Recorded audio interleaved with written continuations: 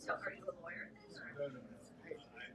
I don't quite remember. Is he the media? I think he's like independent media or something. But he comes to a lot of the political stuff. I mean, don't we have like copyright on this or something? We'll get into it later. Yeah, Okay, we'll get into it.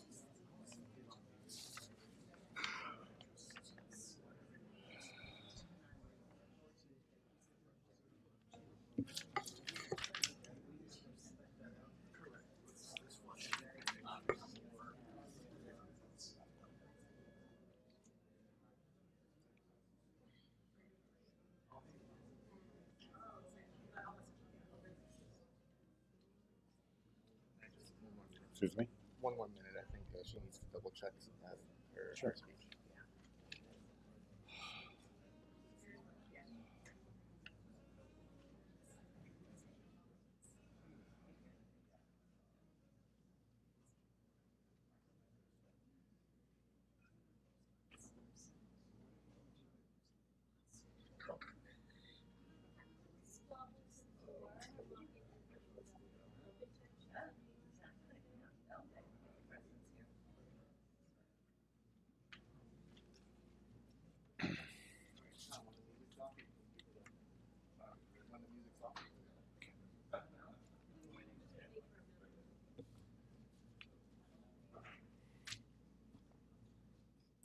Good morning. Welcome to today's program. Thank you all for coming here. We have a great turnout. It's beautiful weather outside. Great day to walk around Manhattan. Thank you all for joining us. My name is Tom Byrne, and I'm the President and CEO of the Korea Society. Our organization's mission is to promote greater cooperation, understanding, and awareness between the peoples of the U.S. and Korea. To that end, the Korea Society develops programming that spans multiple fields: arts and culture, education, business, and policy. We're always delighted to work with our friends, the United States Association of Former Members of Congress, or FMC, up here from Washington, D.C., and on insightful, informative, and timely programs that cover multiple facets of U.S. foreign policy, focusing, of course, on the U.S.-ROK relationship. We are fortunate to be joined by a panel featuring former members of the U.S. Congress and U.S. polling and elections experts. Following last night's presidential debate,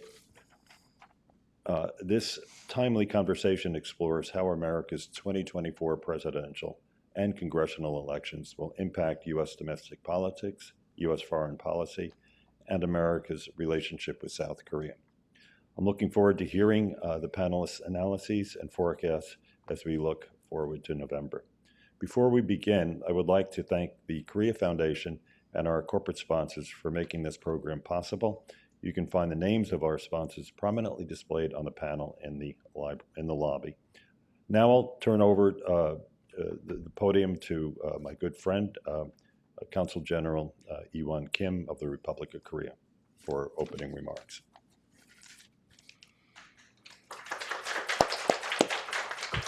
Thank you, Tom. Good morning, everyone.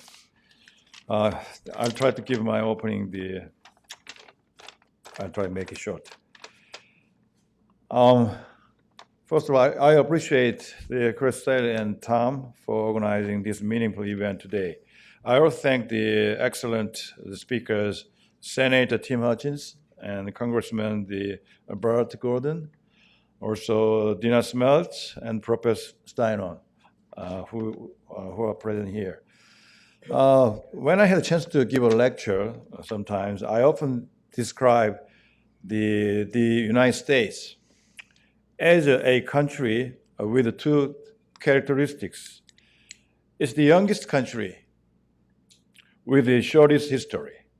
And it's also the country with the longest history of the liberal democracy, the free democracy. Thanks to the liberal democracy created by the United States, my country, Korea has transformed from the poorest country in the world to one of the most prosperous. I would say this is a miracle, more than a miracle. Last year marked the 70th anniversary of the ROK-US alliance. Because of this alliance, thanks to this alliance, Korea was able to focus on economic development, becoming the world's 10th largest economy with global companies. As you know well, we have Samsung, LG, SK, POSCO, Hanwha, Hyundai, Kia, more. Almost 3,000 global level companies. They are all, around the world, they are doing great jobs. Also, in addition, Korea's, as you know, K-pop, beauty, food, film, movie, wherever, are loved by people in the US and around the world, making Korea a culturally attractive nation. Moreover, during Biden's term alone, Korea has become the largest foreign investor, this is very important, in the United States, investing over $100 billion, only Biden's term, in batteries and especially the chips. While Korea achieved miraculous development over the past 7 years,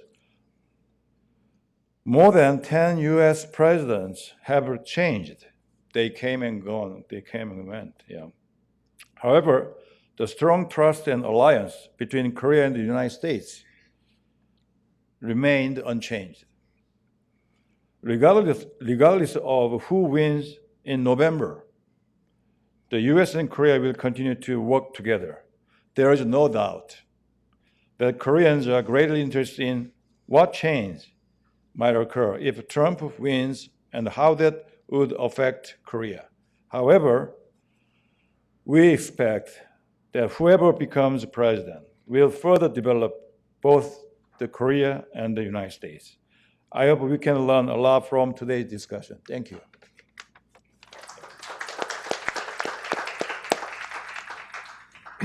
And this is the last speech before we get to the panel.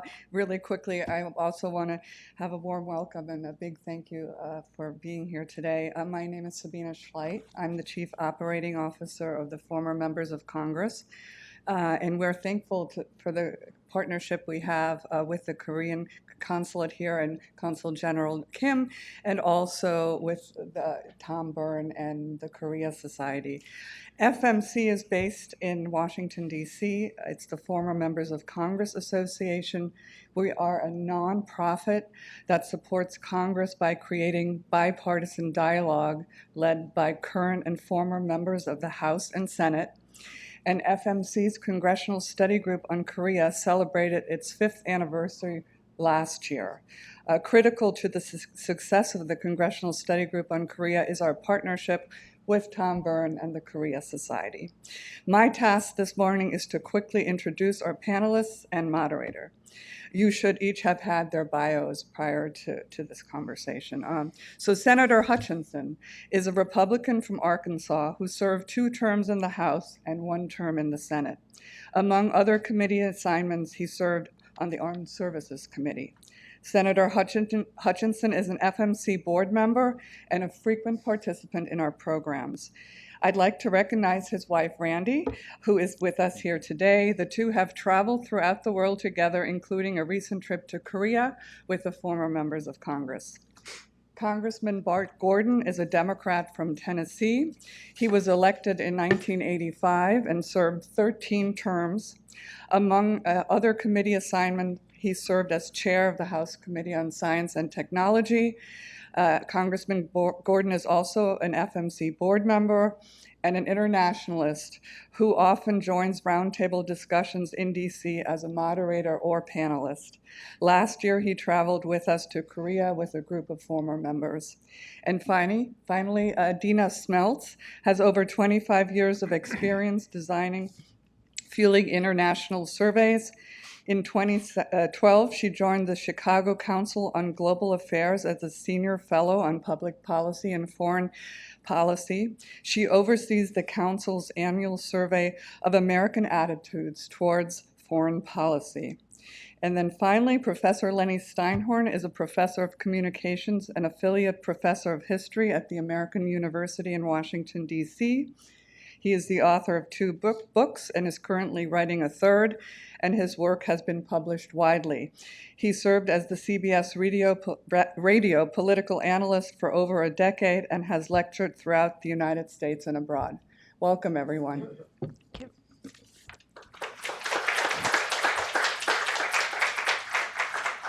Well, thank you all for being here. And I'm sure after last night, there's a lot on everyone's mind. So I'm going to wear my communications professor hat for a moment and say what most people probably saw last night on television. And I'm not going to mince words, okay? They saw a slack-jawed, frail, hoarse, 81-year-old president who seemed to have trouble completing his thoughts. And they saw a former president speaking a lot of mistruths, lies, non sequiturs, and a considerable amount of rewriting of history. So, given that intro, what does all of this mean for the election? So, Tim, you want to kick this one off? Sure.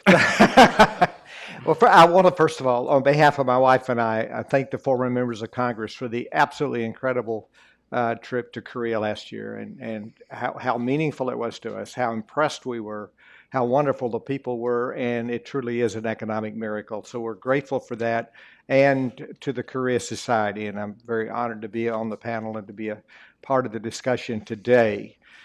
So with that said, let me, as a preface to my analysis of the debate last night, say that I served in the U.S. Senate with Joe Biden. Joe Biden was universally liked, if not loved, respected. He is genuinely, and I think Mitch McConnell said this yesterday as someone who served with him, that they were friends and that he says he's a great public servant and a good person, a good human being. I say all of that. So it was heartbreaking to watch what we saw last night. And I truly believe the president has been disserved by those who encouraged him to make this re-election race. You know, as someone who's 74, it doesn't get better.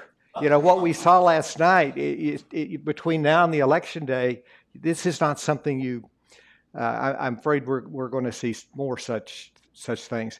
The Biden campaign agreed that they wanted this debate. They asked for the debate. They got the venue they wanted.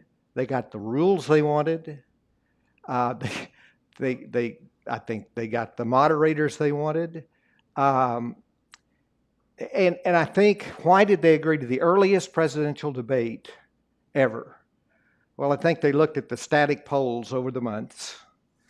It didn't necessarily look good. It was close. It was going to be a very close, within the margin of error race. The battleground states didn't look particularly good, and they needed a dynamic to change the trajectory of the race. So they asked for this debate. Trump immediately agreed to it. They got their rules.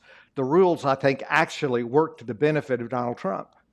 The mic going off kept him from talking over. No audience kept him from being as loud and boisterous as we know at the rallies the way he can get. Actually worked to help him appear more presidential than he has oftentimes. So it was one goal in that debate for the Biden campaign. It was to demonstrate to a skeptical American people, I think 70% question whether he has the energy and the competence to fulfill another 4-year term. His job was to show himself competent and up to the job for another 4 years. And it failed. It failed. It was a disaster for the Biden campaign. And so now, I mean, I'm here representing the Republicans. I say representing. I hope you read into all of that. But I think we, as Republicans, are going to sit back and let the dust settle a little bit as to what happens. It's a monumental task to replace somebody as the nominee of the party. It would require the consent of President Biden and him releasing his delegates and the potential of a brokered convention and all kinds of complexities. But on average, the winner of a debate, and 2/3, the snap polls say 2/3 of the people who watched the debate thought Trump won the debate. Maybe you could say Biden lost the debate. It might be a more accurate way of describing it. Mm-hmm. But historically, the winner of a presidential debate gets about a 4-point bump in the polls. Well, the last polls out had Trump, the Siena poll had him 4 points up. I don't think that's accurate. I think it's basically a dead heat. But if he gets a 4-point bump, there's going to be a lot of panic that he's not going to be able to defeat Donald Trump. So that's kind of my take on the debate. Longer than I intended to take, Linda. No, I think last night's spectacle created that type of response. Bart, let's go to you. Well, first of all, Tom and the Career Society, Mr. Kim, thank you for your hospitality. Sabina is not only our COO, she's also our chief cat herder, and we appreciate her for doing that. Since Tim took a little longer, I'm going to take a little shorter because I think you got it right. As a good Methodist, I'm going to say amen to what you said. I will add this: about 10 to 15 minutes into the debate, my 23-year-old daughter, who really doesn't, live and breathe like some of us do, politics and public policy, texted me. As you probably know, if you've got kids, they don't email, they text. So she texted me and said, I support President Biden and his policies, but this is painful to watch. I've said it. Well, let me just do a quick follow-up. Former President Trump, if you actually listened to him and took away Joe Biden, did say a lot of mistruths. If they did have fact-checking, he would have been fact-checked constantly. He did rewrite history. Is he going to get a free pass because of how Joe Biden appeared? Yeah, on that, sure. He is able to pile so many misfacts and lies together that I could just see Joe Biden's face like, there's too many. I can't do all 15. Where do you want me to start? So Biden wasn't able to do it. I think the moderators felt uncomfortable with it. There was some of that today, but by and large, with most debates, whoever you prefer, that's who you agree with. Mm-hmm. And Trump had the ability, I'll just use the word, to lie with such authority that you take it for granted, particularly if you support him. Yeah. And there's nothing new. He didn't say anything new about not accepting the election or those sort of things. So no fact check is going to help. There's actually a debating or rhetorical technique where you really do spout things like a fire hose. Yeah, exactly. And it throws your opponent off kilter. Yeah. So Dina, you have your finger on the pulse of attitudes both here in the U.S. and abroad. How are people going to be reacting to this?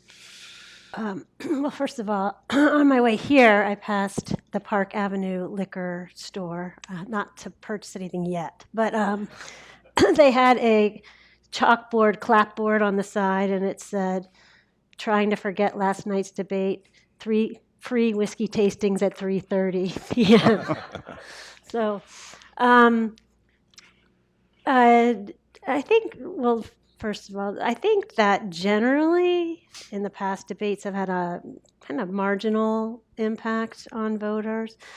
But this debate, this election, so much is up to independent voters, especially in battleground states. And those are the people that could have been impacted by what they saw. And it probably wasn't a confidence building night for those people who might have considered Biden. But I think for most Republicans really already backed Trump, so I don't think it would have mattered that much for his supporters. People on the fence is where it mattered the most. And then those Biden supporters who were not enthusiastic, maybe some of them could have lost more confidence in that. So I think we have to wait and see what the polls show. But it was just one night. I don't know if we'll do another night. I heard some of the commentators last night saying, well, Obama had a bad first debate against Romney and then he bounced back. It's just a little bit different because the age difference and the media clips and media cycle takes on a life of its own after this. So there's so many instances that will be replayed, and that will probably hurt the campaign, the Democratic campaign going forward. And particularly Let me add, social I media. hate to be a fatalist here, and something could certainly happen along the way. I think one of the questions is, what's this going to happen, impact the down ballot elections? Is this going to make Democrats, as Tina said, less enthusiastic to turn out? What's going to happen there? And the makeup of the House and Senate will have a lot to do with the productivity or none of the next president. And let's not forget, these are the two most unfavorable candidates in like a decade running for president. And there's a lot of people that are called double haters in polling world.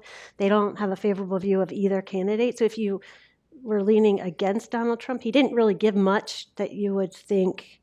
If you thought he was perhaps a bully, yeah, he was tempered at first, but then he got a little bit more unhinged as the night wore on. So it could just cement their views as well. And what it also, in that respect, I'm just thinking that it really was a good night for Bobby Kennedy. It's a good thing he wasn't he wasn't there. I mean, he's definitely going to go up. Good point. He may be the biggest beneficiary. 350 million Americans, and these are the two. This is the choice we have. Two men, 80, almost 80, debating whose golf handicap is better. Unbelievable. So that leads me to the next question, which is, again, this is perhaps speculative, but how do our people overseas interpret something like this? How do our friends and allies look at it? How do the people who don't particularly like the United States look at something like that? If these are the two that are ultimately going to be, president of the United States. So how do people look at this, Dina?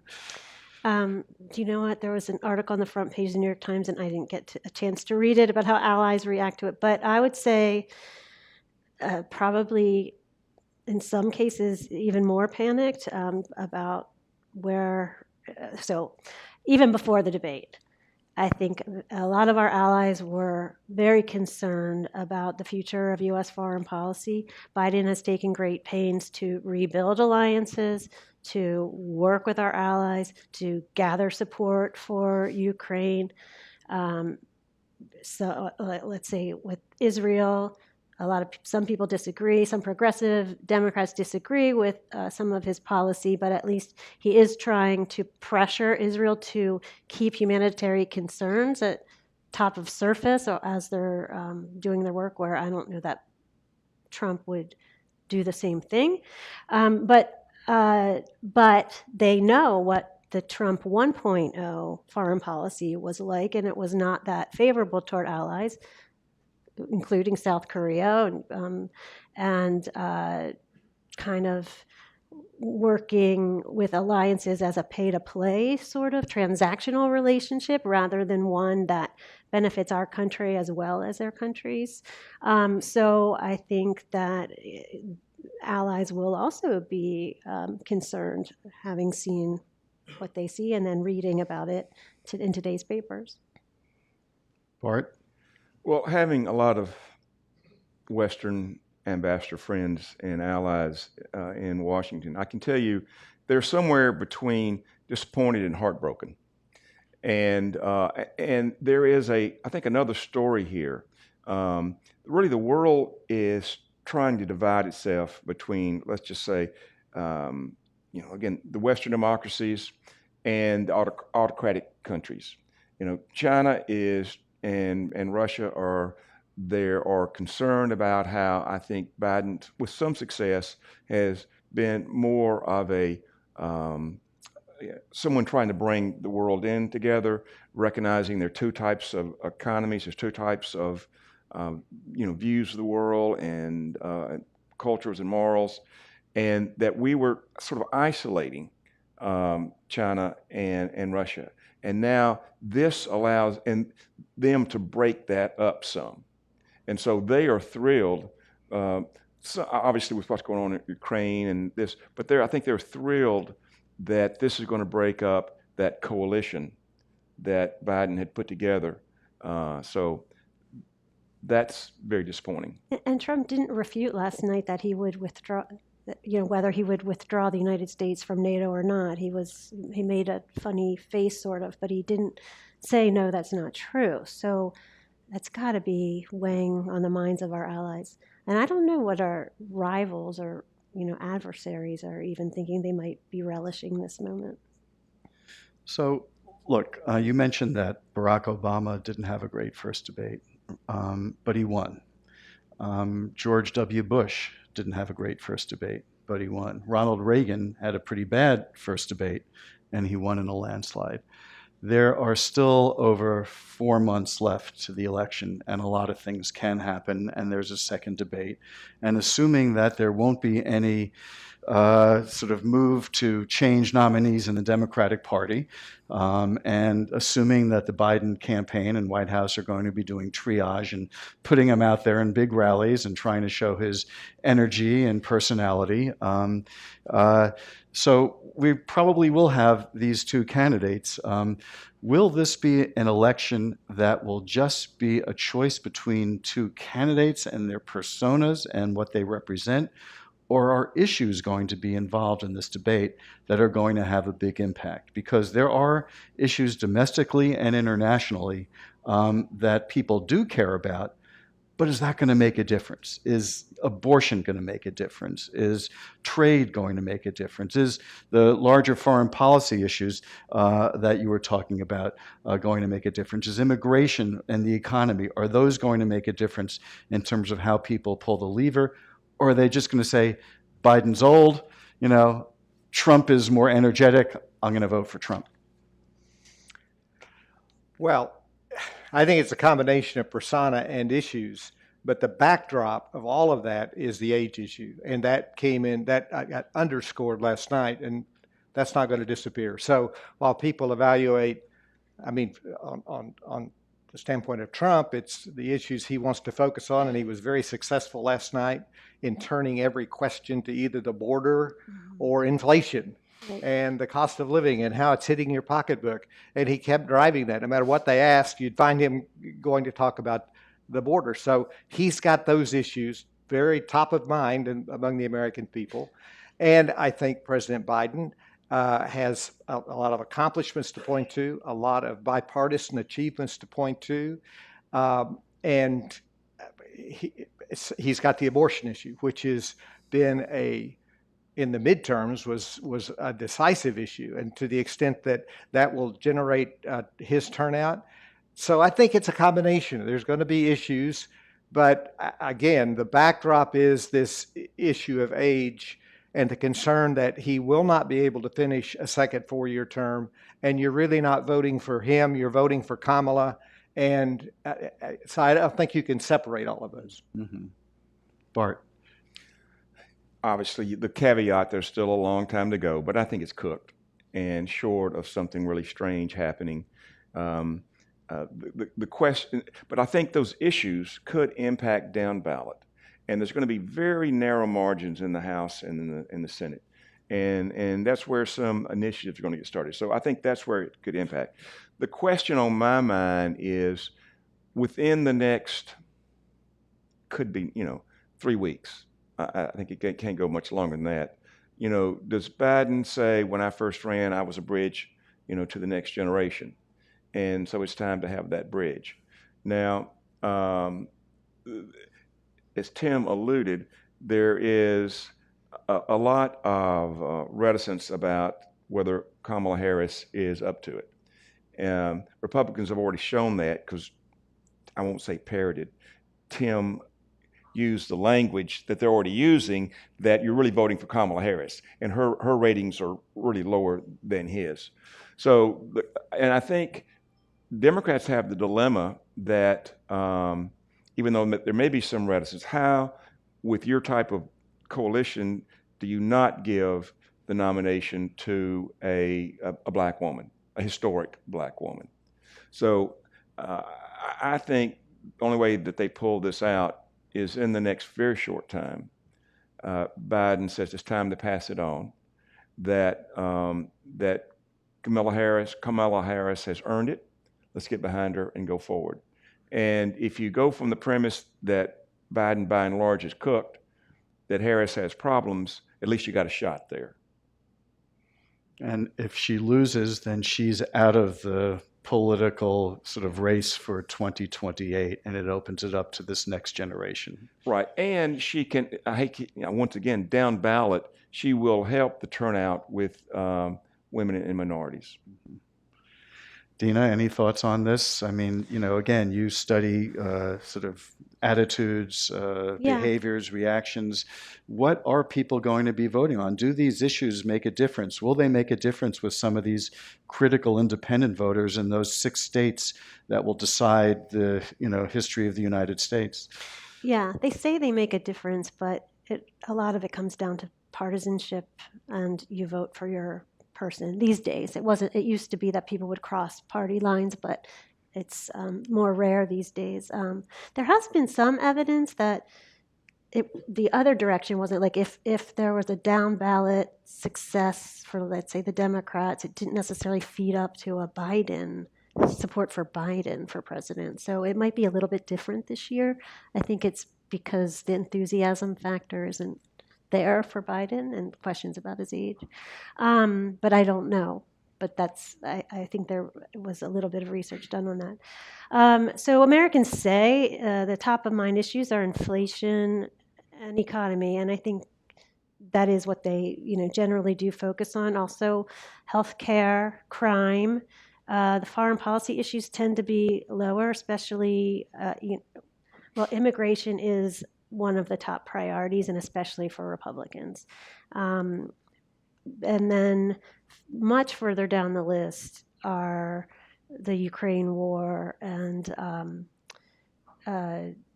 the situation in the Middle East.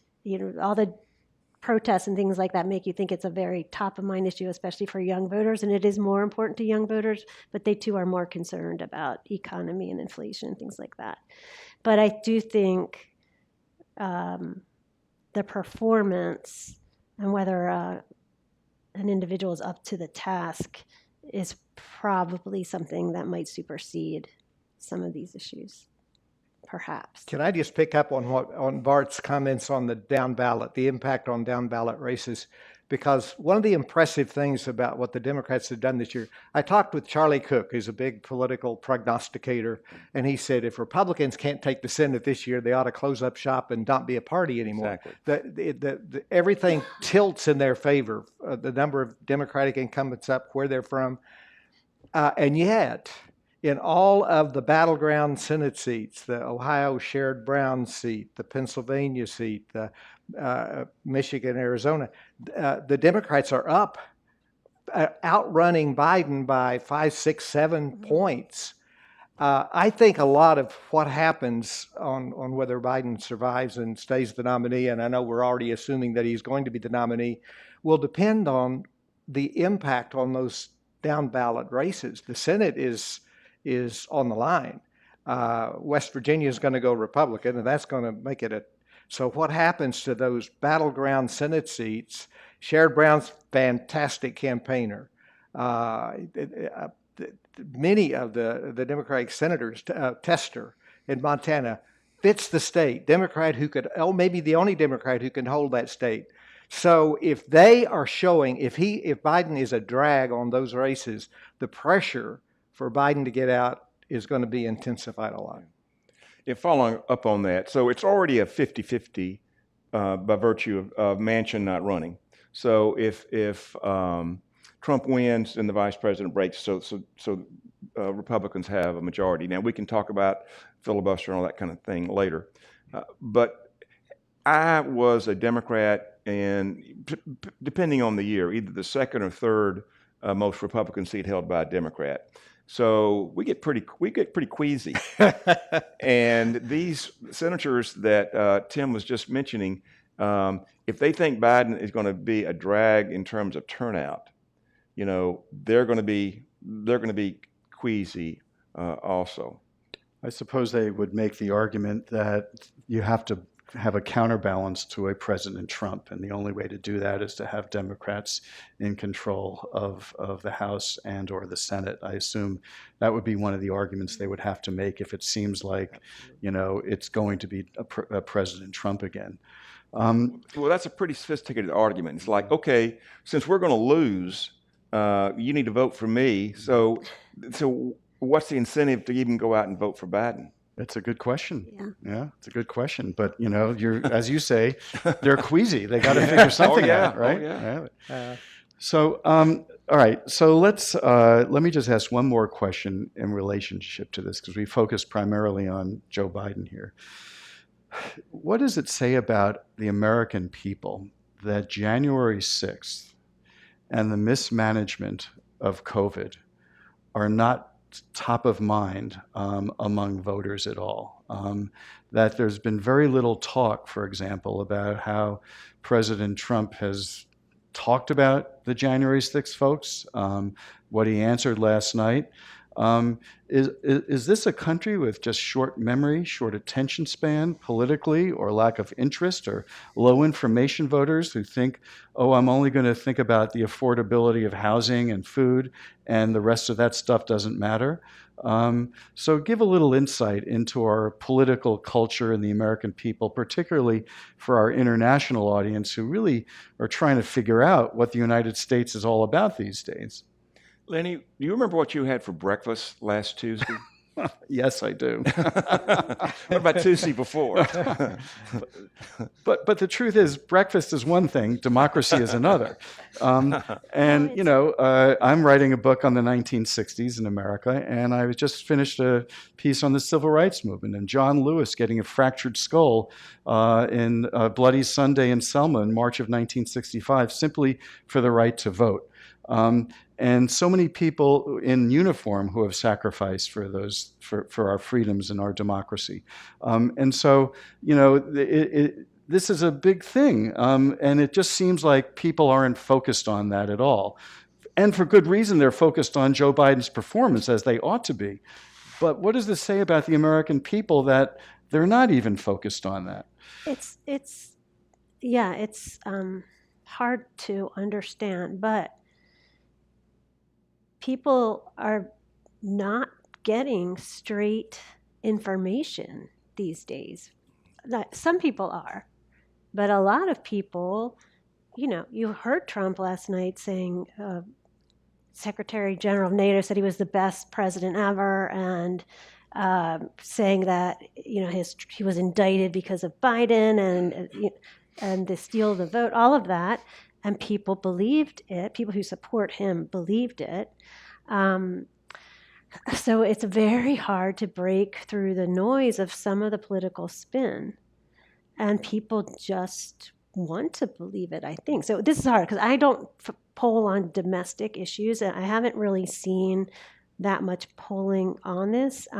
People do think that January 6th was not a good thing to have happened to the country, and yet when Biden has tried to put democracy and the future of this country's democratic issues, and also in polling, when we ask polling, one of the top issues for both Democrats and Republicans is polarization and the decline of U.S. democracy or weakening democracy in this country. But they each blame the other side, so they don't see themselves as participating in those negative movements.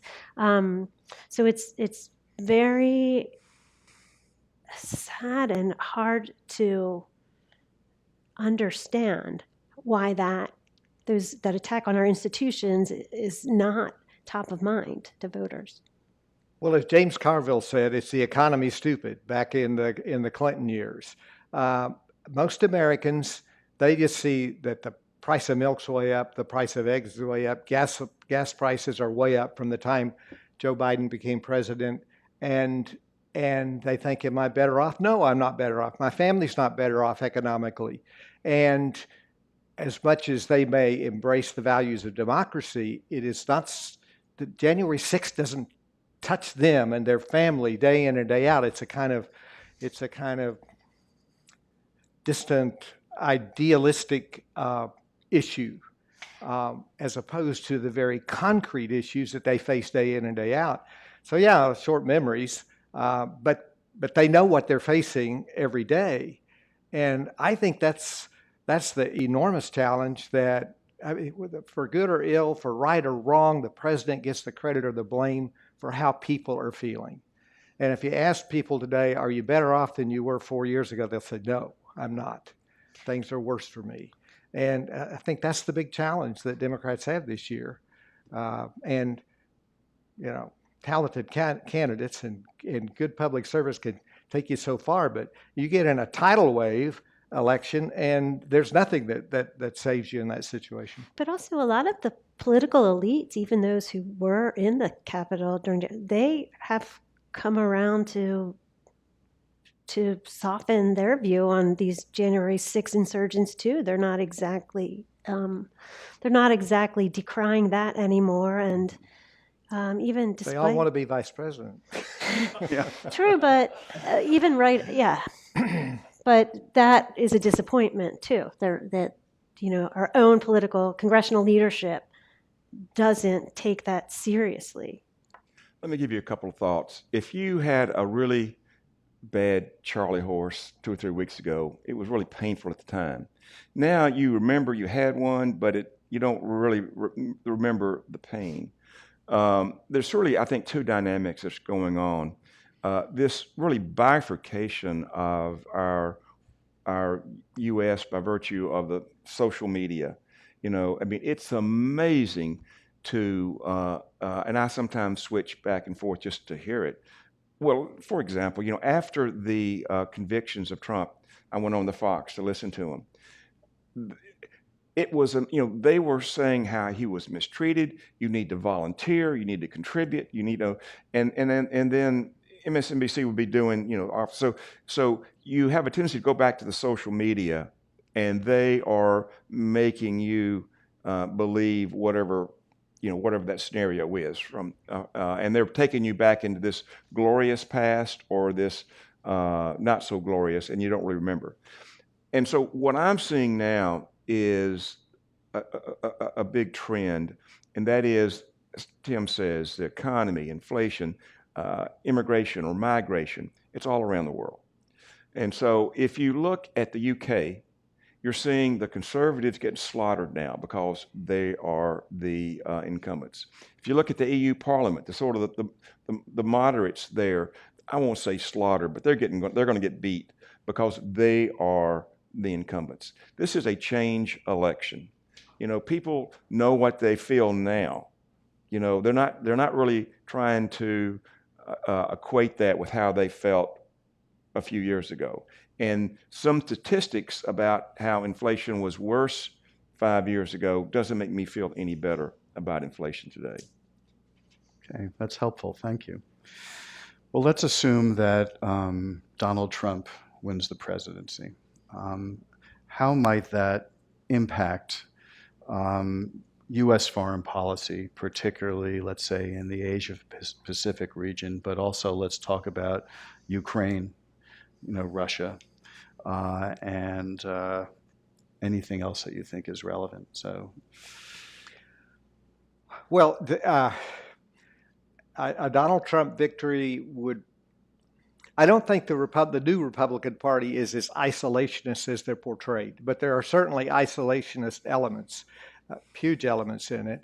But the polls indicated among Republicans, there's still overwhelming support for Ukraine and wanting to fund Ukraine and not simply pull out and abandon them.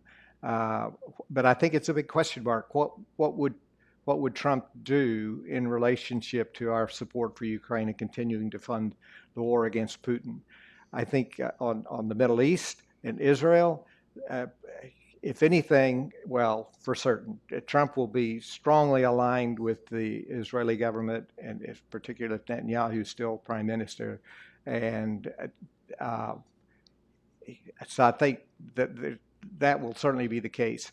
Regarding the Middle East, the Far East and Asia, one of the big questions is what's going to happen on trade. To my amazement, much of the Biden trade policy has simply sustained what Trump did. Most of the tariffs are still in place. Some of them have actually, against China, been made more stringent.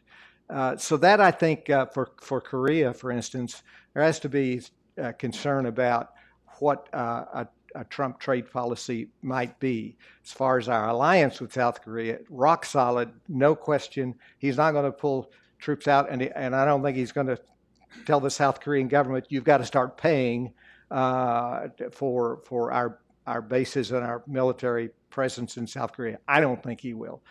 So some of the greatest fears, I think, are overblown.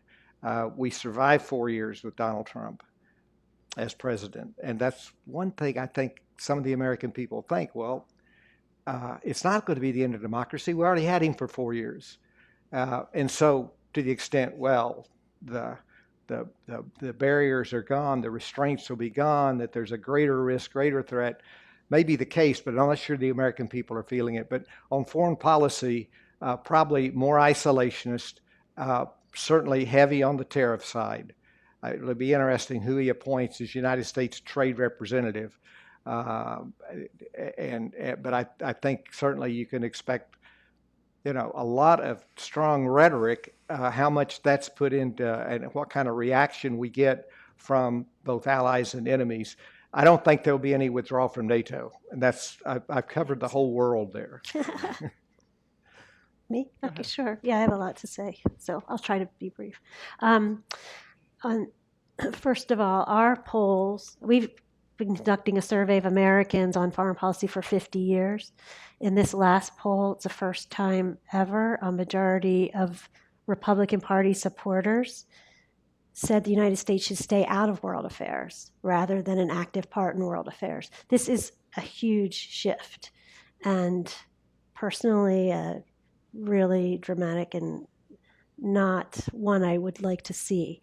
And then among those Republicans who have a very favorable view of Donald Trump, it's an even higher majority who say we should stay out of world affairs. So I think there is something going on with the America First philosophy that has definitely caught on in the Republican base. It used to be that the Republicans, until 2015-16, the Republicans were always the highest in supporting an active role for the United States. So this is a big drop, yeah.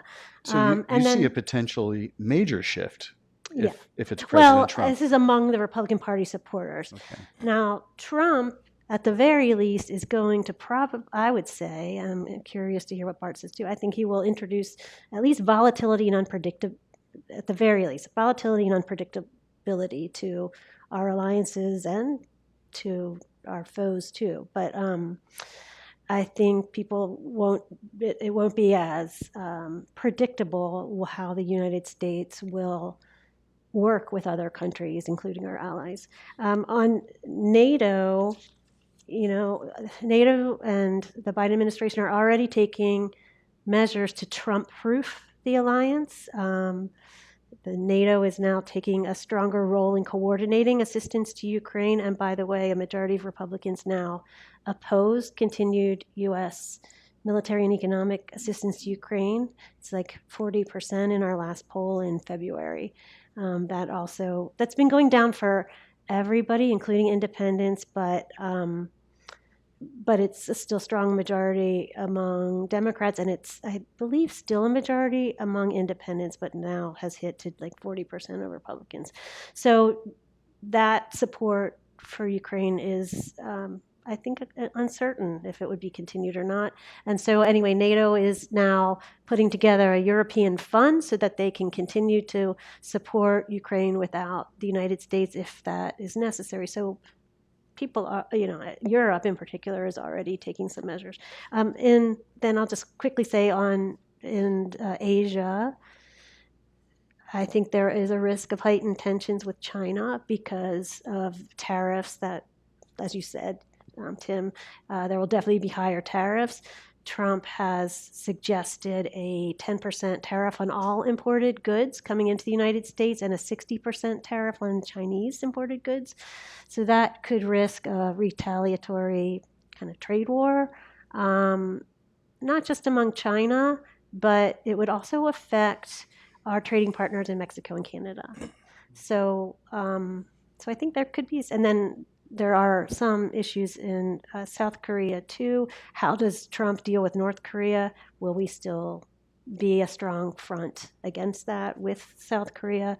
And then as the Consul General mentioned earlier, Korea being the biggest investor in the United States, it could potentially have, especially on like green energy technology, could have some impacts on that, or at least make some Korean investors think twice. Bart. I think the two macro issues in terms of our foreign policy is going to be trade, and it's going to be, let's just call it international engagement.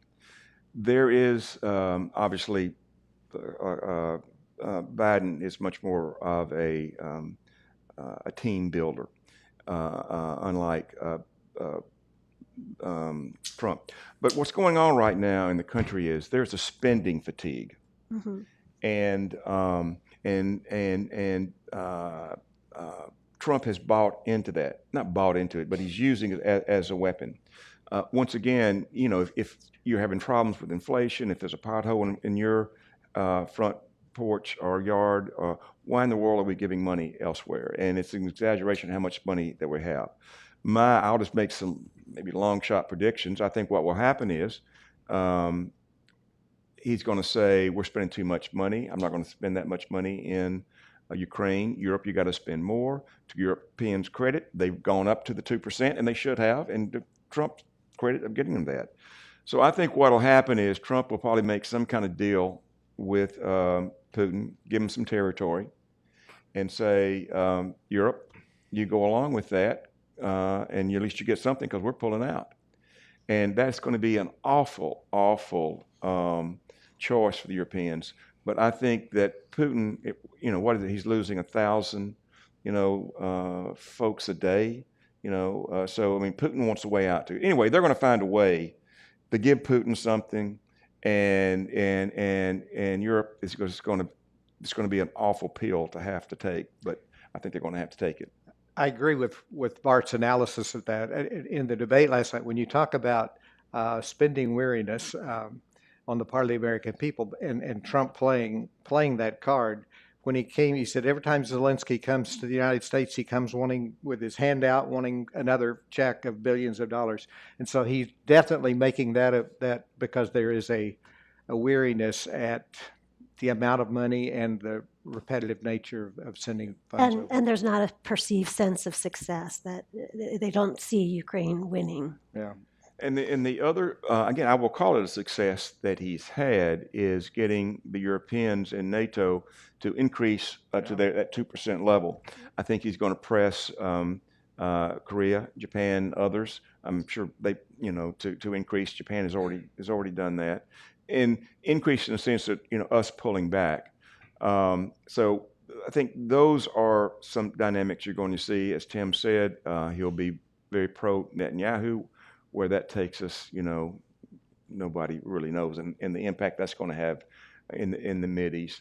And then the other foreign policy really is trade. I mean, that is to a great extent foreign policy, and he's already made it very clear that he's going to have, large across the board taxes, with even more so on China. So, do we lose our China coalition? Which is could be a real problem for this or a victory for the autocrats, increasing their sphere and making dents in our sort of leadership and sphere in the world, and what collateral damage if there is a trade war, as Trump has said. Trade wars are great because we can win them, and so he is once again trying to move. The way I view him dealing with trade is, and one of the reasons that he doesn't like the EU, when I say the EU, the partnership of those countries, as well as a partnership in Asia, is they have more power. He wants to deal with you one-on-one, and U.S. economy, versus even the German economy trumps, where U.S. economy and the European economy is pretty much equal, and you'll try to take on, I think, the Asian countries in the same way, and you almost just have to, bear it and grin, but say, I'm going to get back at you sometime. And I think we really put ourselves up in jeopardy in terms of our leadership, and losing a sort of a moral high ground, and knowing that there'll be some point where we need them and they're not going to be there. That's sobering. Well, I'd like to open it up to the audience here for questions. If you have questions, please state your name, and then they'll bring a microphone over to you. Yes, the gentleman there. Hi, my name is Sean. I don't think the comps with previous debates where incumbents did badly are appropriate, because in each case they were facing someone who was in practice after a primary, which would explain it. The fact is Trump hadn't practiced, so Biden's loss is even worse.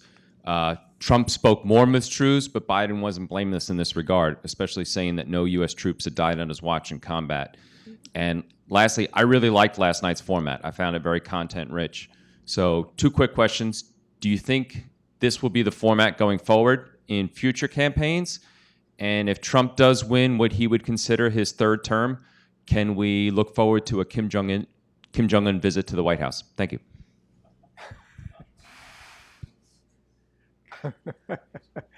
Well, I won't take all of that, but I'll take the part about liking the format. I did think it was a good format. It allowed it to be more substantive than previous debates that were conducted by the networks. And so I don't think there'll be another debate this year. I think the September debate will probably never happen. But in future debates, yeah, I think they'll look at a format similar to this, and that's a good way to go. Do you think we're going to have a visit from? I would take issue with Trump did not have prior debates for practice. Every rally is a practice for him. It's the same thing. Bam, bam, bam. All he did was regurgitate all of the grievances that he does at every rally. I don't think he said anything that's new. So he was well prepared. I agree with Tim in terms of the next debate. You might remember during the primary, Trump said, "Why should I debate? I'm winning." Mm-hmm. And so the question really is going to be, there has to be some, the bottom has to fall out somehow. If he thinks he's winning and that he only has something to lose, he's not going to do a next debate. By the way, I think not having a studio audience really worked to Trump's benefit, because it wasn't like his volume level everything was more modulated than when he had like a rally atmosphere and a big crowd in the studio audience. Sorry, I thought I'd No, I agree. throw that in. So, So it's almost like to Biden, be careful what you wish for, you may get it, right? Yeah. Yeah. Another question. Yes, please. Hi, my name is James. I just have a question regarding between the two candidates, who do you think is going to be better for in terms of advancing U.S. technology, or does that even matter, especially in terms of how technology can be sort of weaponized or utilized in sort of like changing political leverage? Thank you. Well, one of the great accomplishments of President Biden, I think, was the CHIPS Act and funding a domestic semiconductor industry. Desperately needed. We're entirely too reliant upon our friends in Taiwan and South Korea, and many of those companies now are building their fabs here in the U.S. I think that was, you give credit. I think that was a great bipartisan achievement of President Biden, and will put us over the course of the next 2 or 3 years in a much stronger position. An overview, and I don't remember how many there is now. I think there's 7 or 8 billion people in the world, and half those make less than $2 a day. So you either have to compete on wages or innovation. You know, that's where your standard of life is. We know where we want to be. The great advantage for the United States, really since World War II particularly, has been the investment that the federal government has made into innovation and research. And there is a cycle. You have to invest in research, which creates innovation then creates new products and jobs. And that is the reason, we don't have the great economy because we have more people. And we're marginally maybe better educated in some ways, but it's been our, I think, investment in science and research. It's not all Republicans, and I was chairman of the Science and Space Committee, so I saw it up pretty firsthand. Many Republicans feel like that, and I think Trump feels this way, that the federal government should not be investing in research, not in experience. If there's something worth discovering, then the private sector will do it, and they'll make money on it. But I think what most folks in the private sector will tell you is they have to have that basic research, and then they'll take it and do something with it. They're not going to take, in essence, shareholder money to do experiments. And again, there's a fear with some Republicans that you're picking winners and losers. And so somewhere there is that fine line between investing in research, but not necessarily doing winners and losers, but turning it over to the private sector. I'm afraid that this administration would rather give, I know this is like a talking point, but would rather give a tax cut to a corporation and think that would incentivize them rather than use some of that same money to invest at the National Science Foundation or elsewhere in early stage research. So I think that we have a real likelihood to fall back in terms of that research. I think a question right now is there's a lot of money in the pipeline. And there's a lot, both in terms of dollars and in terms of tax incentives. How much of that can get out? How much of that will stay? And so, in essence, can you get your crop in the field before the bad, or get it in and out of the field before the bad weather comes? Yes. Thank you. My name is Thomas, and I'll reference a topic that came up briefly last night, which I was a little surprised to hear. And this is the topic of nuclear nonproliferation and disarmament.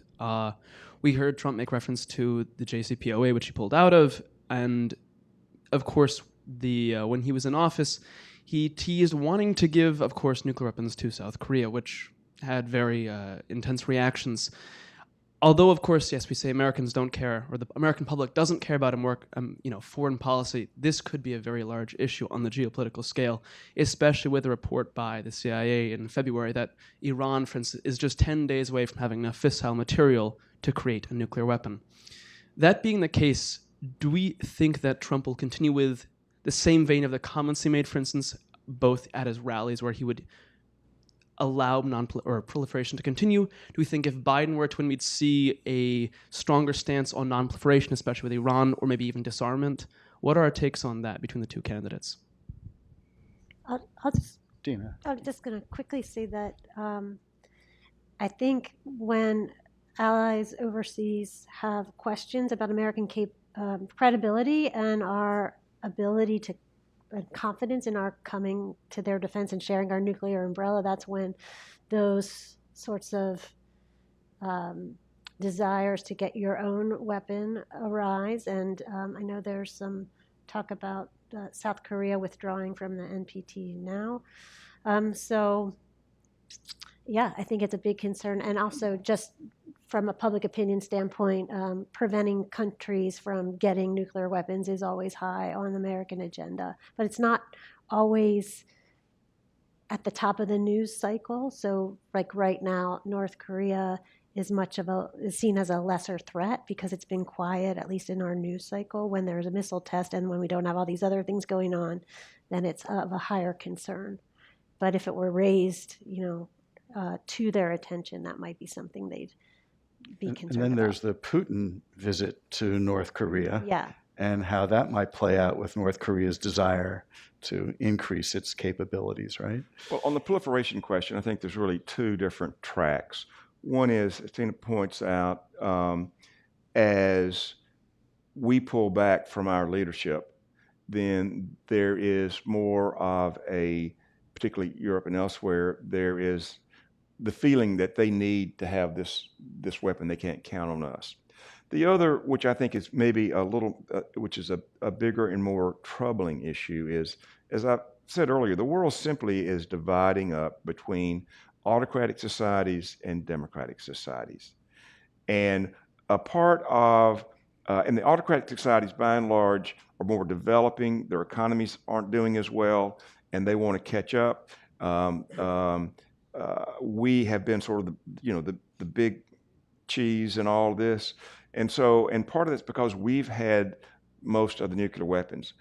I think that you're going to see these autocrats encourage more nuclear weapons to offset what we have, because again, there is this big divide. So it is not a good track, I don't think, that we're going on if nuclear proliferation is a concern of yours.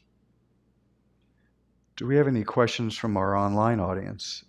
Hi, yes. So a few of the questions have been answered already in this discussion. There's one question from Audrey Greenwood from Reliable Premium Management, and she asks if each of the panelists could directly address the U.S. population. What main point would you want to get across pertaining to the global repercussions that the election outcome may have and why that matters? So if you have any message to the U.S. public on that. So I think it's the global repercussions of the election, and what would you say if you were speaking to an audience of Americans? Is that like what the stakes are for Right. the world, I guess. Right. Basically, for this election. We've kind of covered a lot of that, I think, and the message. It's not a singular message.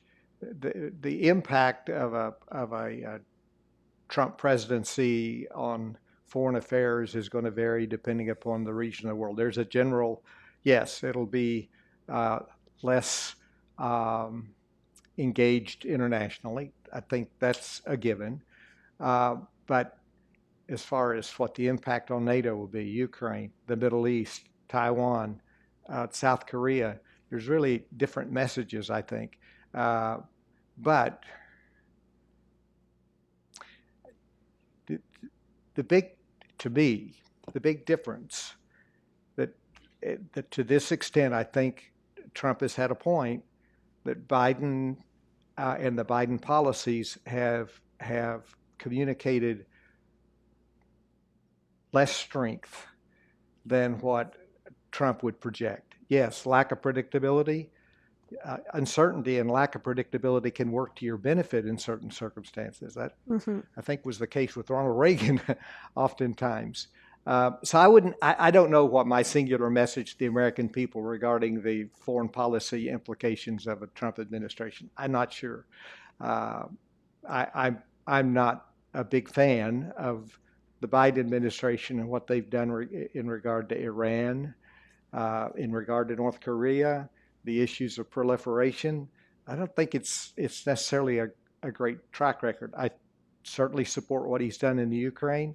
I think that's the best investment of military dollars we could possibly make in holding back an offensive from a brutal dictator in Russia, and what that might mean for the future if he's not stopped in Ukraine. But generally speaking, I don't think it's projected the strength I like to see in the American government. Bart, let me just follow up because you've mentioned autocratic governments, and there's a perception, maybe fair, maybe not, and you can maybe answer that former President Trump seems to feel almost more comfortable with some of those autocratic leaders. Would a Trump White House be more amenable to dealing with them or friendlier to them, or is that just some sort of misguided assumption that the Democrats are putting out? Well, let me answer the first question, then I'll get to the second question. What would be my message? My message to the rest of the world is don't give on us. Don't give up on us. That would be my first message. We've come back before, and we'll come back again. My message at home would be somewhat following up on what, again, there is this autocratic world and there is the democratic world. That's just sort of vague terms. What does that mean? China is leading is an economic and military threat to us and is trying to pull together the rest of the world to help bring us down in those regards. And so the message and internally is that, yes, I know you're tired of spending money, but we can't, by us working with our, fellow, camaraderie countries, Korea and others, that we don't have to spend it all. We're going to have to take on China one way or the other. The question is, are we going to have allies that are going to help us with that? Then, I guess, going to your question, I think Trump is naive. I think in terms of foreign policy, I think that he thinks that because of our economy, because, that we can bully the rest of the world. I think he believes that and can be successful. And that's not, I don't think, a successful foreign policy. Other questions? Yes, please. Hello, my name is Jiwon Kim. I really thought that your interpretation of how well each presidential candidates do in their campaigns in the next 4 months would affect the congressional elections. And my question is, how much would that impact the congressional elections and whether or not that will actually bring a change in terms of which party will have control over the government? And in that case, how will each party maneuver with their own internal divisions that are happening within their own party lines? So it brings it back to Congress. Go ahead. Yeah. Well, I think, as I said before, the Senate outcome on the elections really tilt to favor Republicans. There are, according to most prognosticators, 3 toss-up races right now on the Senate and 4 that lean Democrat, but could be competitive. So it's going to be, it could be 50-50, it could be a Republican majority, but probably the Democrats aren't going to hold the Senate. It would be difficult for them to do that. If it's a Trump presidency, you've got then a check in the Senate. You're going to have a check anyway because of the filibuster rule, and Democrats may be glad that Republicans resisted doing away with the filibuster because it protects the rights of the minority in the Senate, and it will be a check on excessive executive power. The House, most believe the House has a better chance of going Republican, but it's really close. It's like 51-49 if you took the betting odds, if you took Nate Silver and his projections. There are like 22 competitive seats out of 435. I mean, maybe a few more competitive, but there are 22 toss-up seats, and there are 11 Republican and 11 Democrats. So much depends upon what happens at the head of the ticket, how does the presidency go, and what kind of turnout, how's it going to affect the turnout in these various congressional districts. And to me, it's a jump ball, toss a coin. It could, the House particularly could go either way, but it's could be very close. Let me just jump in and ask a question that follows up. How different would a Trump presidency be with a Republican House and Republican Senate versus the Democrats holding on to at least one chamber of Congress? Oh, all the difference in the world. I mean, if Republicans control all three branches, they control the House, the Senate, and the executive branch, and he comes in with something like a mandate, and we've already seen how Republicans kind of fall in line. I don't think there's going to be a lot of resistance. So you've got to overcome the filibuster in the Senate, and that's going to be the last safeguard against President Trump being able to get legislatively whatever he wants. But the difference in having a divided government and having both chambers controlled by the same party is enormous. Is there a bigger word than enormous? Is there like extraordinary or whatever? Let me take it another step forward. If there is some bit of divided government, then there's going to have to be some level of cooperation, and there'll be a lot of sort of stagnation. And in essence, the president, Trump, as we're talking about now, would govern by executive order. And so, to a great extent, he's going to say, "Screw you, Congress. I'm just going to do it." And there's some limitations of what he can do there. And the Senate, at some point, will say, "You're getting into my prerogatives." But here's the big deal. There's something called reconciliation. Reconciliation happens, a couple times a year, and if you do it right, you can get it a third year. So what is that? Nobody knows what reconciliation is. What reconciliation is, it's a tool to be able to pass, in essence, an enormous amount of legislation without dealing with the filibuster. All you have to do is have a majority in the House and a majority in the Senate. And as I understand, Trump was an amateur last time. He didn't even think he was going to win. So they got off to sort of a slow start.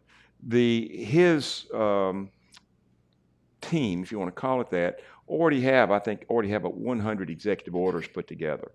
They'll have a full agenda of undoing as much climate change, undoing everything they could possibly do, the taxes.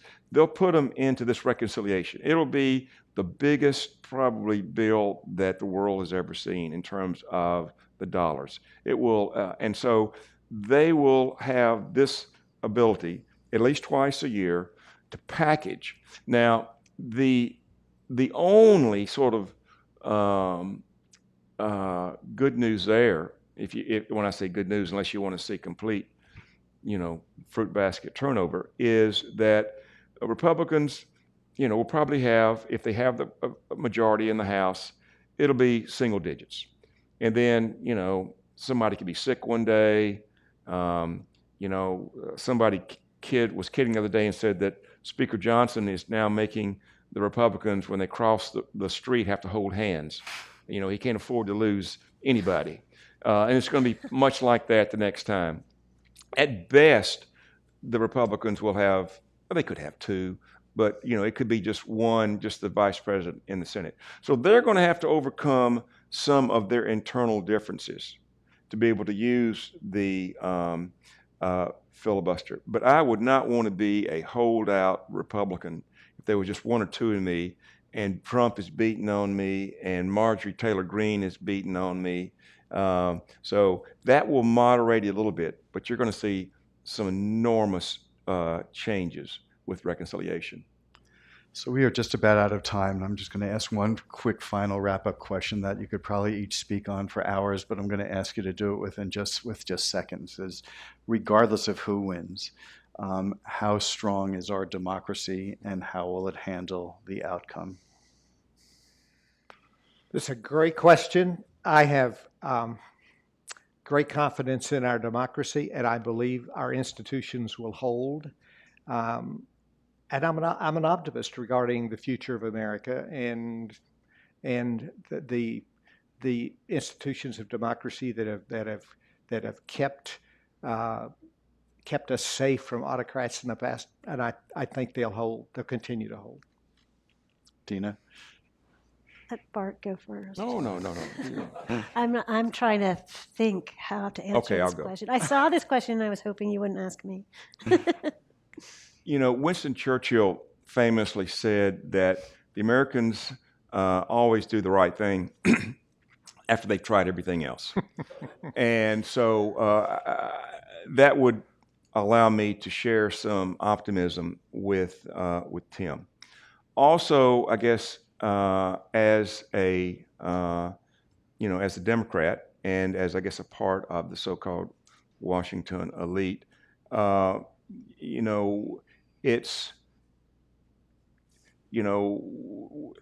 feel like that Trump is the one that's undermining, democracy. And so, but I was shocked the other day. The New York Times had a poll that about the same question about undermining democracy, and it's almost equal amount of the country thinks that Joe Biden is as much of a threat to democracy as Donald Trump. What in the world? How do you think that? And once again, it goes back to, I think, this media, to the social media that is portraying Biden as weaponizing the Justice Department and the judicial system to go after Trump, even though his own son was convicted in that system, even though Trump said he is going to do it. And so that the signal there is what we know, but we know we're a divided country. We are a deeply, deeply divided country when almost an equal amount of folks, think that Joe Biden was as much of a threat to democracy as Donald Trump. You may think that is prejudicial on my part, but it's extraordinary when I saw the results of that poll. So I think there is a real problem. I don't think the revolution is in the works, but I think that we are a divided country, and it's going to be hard to come to consensus. And when you can't come to consensus, it's hard to lead. And you have this autocratic group that wants us brought down. Their odds go up. Okay, I want to be as optimistic as, I aspire to be as optimistic as Tim, but I will say I am shaken by January 6th, what happened, that people aren't carrying that with them when they think about the elections now. I'm disappointed in the politicization of the Supreme Court and how in some of their rulings, like the Dobbs ruling, was against the majority public opinion. I'm not alone. A majority of Americans have no confidence in the Supreme Court anymore either. But I do feel shaken about our institutions. And the first Trump administration had a lot of moderate, seasoned professionals in the cabinet. They didn't stay very long, but they were cycling through. And this time around, he could have his pick of people who are like-minded and won't say no. And if January 6th happened, is he going to leave? I mean, this is extreme, right? But I have questions about it, but I hope Tim is right. And we are a resilient country. Also, I wanted to second your point that our alliances and our partnerships with countries around the world are very resilient. So I hope our democracy is strong enough to withstand it, yes. Let me add one quick thing. In 2020, Al Gore lost by the smallest possible margin with I won't say enormous, but with many legitimate inconsistencies there. It would have been easy for him to have said, you know, I'm going to challenge this. He said, in essence, the voters spoke, you know, God bless you, George Bush, you know, I'm behind you. Donald Trump still doesn't admit that he lost the election.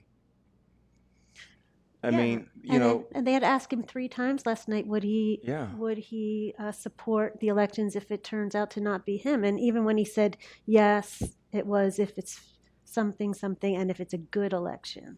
Yeah, and as you know, apparently there is a choir made up of some individuals that were in the insurrection, and so I think, you know, and Donald Trump's talking about having whatever there's a name for him, the January 6th choir or something, like sing at, you know, his inauguration.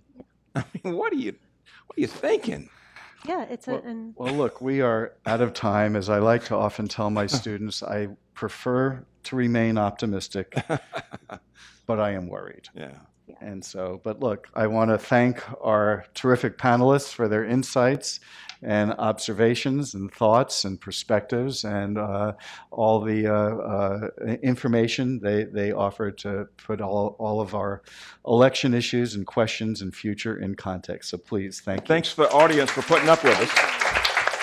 So, and I'd like to thank the panelists for this very rich and timely conversation. I'm also an optimist. We still have 3 branches of government. We still have the Constitution, and I don't think that will go away in the next 4 years. So thank you all for coming, and I hope you also enjoyed this program, and please consider membership in the Korea Society. We are a 501c3 nonprofit, and we need broad membership to continue our work. Thank you. Thank you.